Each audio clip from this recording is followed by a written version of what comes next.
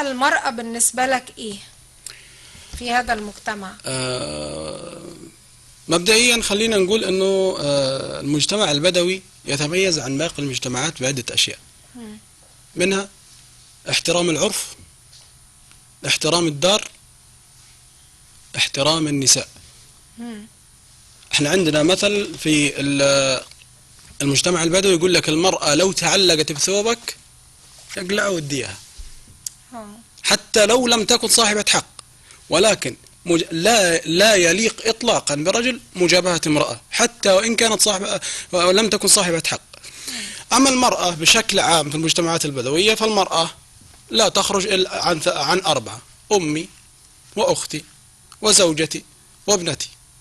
إن أسأت لزوجتي سأحسن إلى ابنتي، وإن أسأت إلى زوجتي وابنتي سأحسن إلى أختي، وإن لم أحسن إلى أحد من الثلاثة سأحسن إلى أمي. مجبر في كل الأحيان أن أحسن إلى المرأة بشكل عام، لأنه إحنا عندنا المرأة يعني دائما وأبدا تبقى لها قدسية في القانون العرف البدوي، والعاطفة مرتبطة بشكل كبير عندنا في المجتمع البدوي بالنساء، سواء كانت العاطفة للزوجة تدريجيا، للزوجة، للابنة، للأخت، للأم.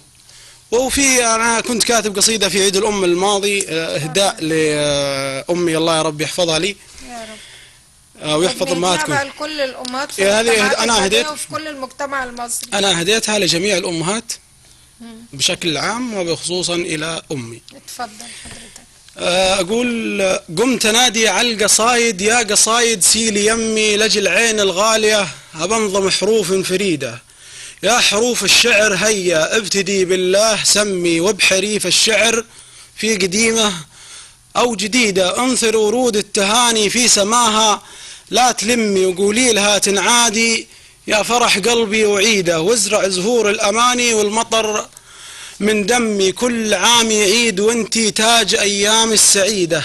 أمي يا تباشير الأمل بدون الكيف والكمي، أمي يا رمز الأمان في متاهات البعيدة، يا أغلى من خلق ربي انتي بلسم الهم، يا جعل أيامك هنية ما فيها وجع تنهيده، نور عيني انتي يا أغلى ما نطق فمي، يا ساكنة وجه القمر يا غالية يا فريدة، بدونك نون النسوة أنا ما نيلها بمهتمي، يا سحابة وفا في عجة أيام البليدة، لولاك يا غالية تموت الضلوع من سمي، ولولا وجودك بعمري ماتت أحلامي شهيدة. الله يحفظك يا يمه، يا بعد خالي وعمي، يا بعد كل أنفاسي يجعل سنينك مديدة، كل ما نادى القصيد قمت أمسح دمعتي بكمي، ودي أوصف غلاك يا جنة أحلامي الوحيدة، لكن كل ما جيت بكتب قصيدة فمي ألقى غلط أمي أكبر من أكبر قصيدة. الله الله.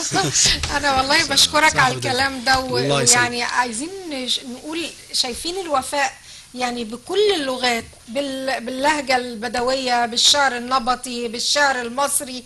الأم هي الأم، هي حاجة غالية. يعني اسمح لي بقى ان انا كمان اهدي قصيدتك دي لأمي، ربنا يخليها لي ولكل الأمهات يا رب. ربنا دايما يسعدنا بيهم ويبارك في عمرهم ويديهم كده كل المحبة وكل الروح الطيبة اللي بيمتعونا بيها دايما في حياتنا.